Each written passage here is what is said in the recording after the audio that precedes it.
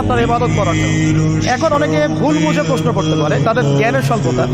আমি ওদেরকে দোষারোপ করবো না, কারণ আমাদের শিক্ষা সমস্যা আছে। আমরা তো সবার মাঝে ইসলামিক সার্বজনীন শিক্ষা দিতে পারছি না। এই কারণে অনেকে প্রশ্ন করতে পারে, তাহলে কি সারা জীবন আল্লাহ বিল্লাহি করতে হবে? আমি কি সারা জীবন তাসবিহ তাহলিল জিকির আজকার নামাজি পড়ে বেরোবো? তাহলে এটা হলো তার ভুল বুঝ। এই আয়াত সম্পর্কে ভুল ব্যাখ্যা। সঠিক ব্যাখ্যাটা কি? সঠিক ব্যাখ্যা হচ্ছে সূরা হাশরের 7 নম্বর আয়াত। কত নম্বর? সূরা হাশর 7 নম্বর আয়াত।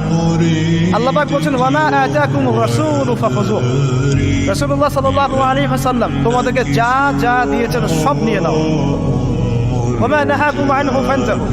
রাসূল যা থেকে বিরত থাকতে বলেছে সমস্ত বিষয় থেকে দূরে থাকবে।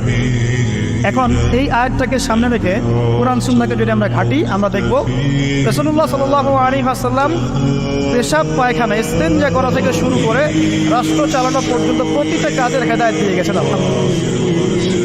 এটা কেউ মানি বা না মানি, দিয়ে গেছেন, এটা বিশ্বাস করতে হবে। আমল করতে পারি বা না পারি, নবী দিয়ে গেছেন, বিশ্বাস করতে হবে।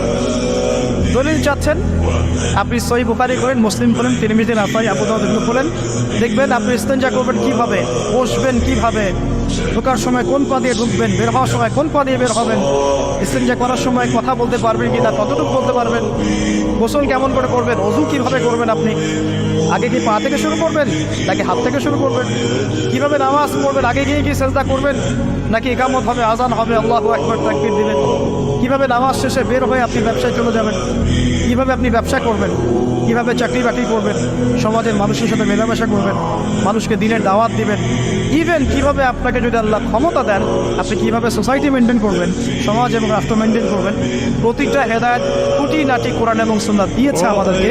এই বিশ্বাস আগে রাখতে হবে। এই বিশ্বাস না রাখলে কেউ মুসলিম হতে পারবে না। I am very sorry to say, এই বিশ্বাস না করলে কেউ মুসলিম হতে পারবে না। আগে বিশ্বাস, তারপরে কাজ করতে পারেন কিনা সেটা পরে। এবং আমি বলে দিচ্ছি, এই যুগে আপনি 100% পারবেন না। সিম্পল, এই যুগে আপনি 100% পারবেন না, এটা স্বাভাবিক, কারণ এই পুরো বিশ্বটা তো ইসলামাইজ না।